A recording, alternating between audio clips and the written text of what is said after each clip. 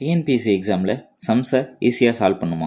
Hello friends, நான் இது இவி for TNPSC channel. இன்றைக்கி நம்ம டிஎன்பிஎஸ்சியில் கேட்ட ஒரு இயர் கொஷினை பார்ப்போம். ஒரு பொருளின் விலையானது 20% அதிகரித்து பின் 20% குறைகிறது.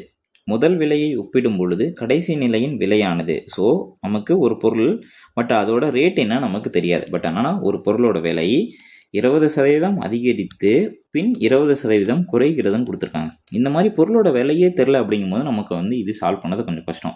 அதனால் நம்ம சிம்பிளாக என்ன பண்ணிக்கிறோம், பொருளோட விலை 100 எடுத்துக்கிட்டோம் அப்படின்னா 20% அதிகரிக்கிறது அப்படின்னா 120/100. ஏன்னா நமக்கு பேஸ் ப்ரைஸ் 100 20% அதிகரிக்குன்னா அது 120 ஆகும்.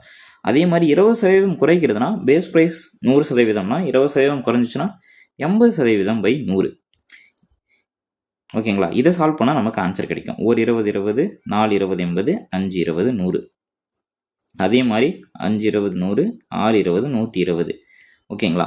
இப்போ நம்ம என்ன பண்ணோம், 1 5 5 25 100, 1 5 5 4 5 20.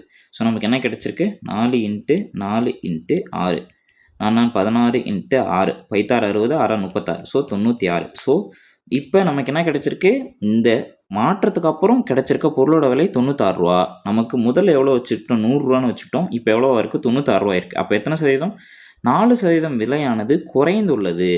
ஓகேங்களா? இதுதான் இதோட ஆன்சர். விலை 4% குறைந்துள்ளது. ஓகேங்களா? இதே மாதிரி டெய்லியும் டிஎன்பிஎஸ்சி ரெலவெண்ட்டான அப்டேட்ஸ் செஞ்சுக்க இவி ஃபார் டிஎன்பிஎஸ்சி சேனலை சப்ஸ்கிரைப் பண்ணுங்கள். தேங்க்யூ.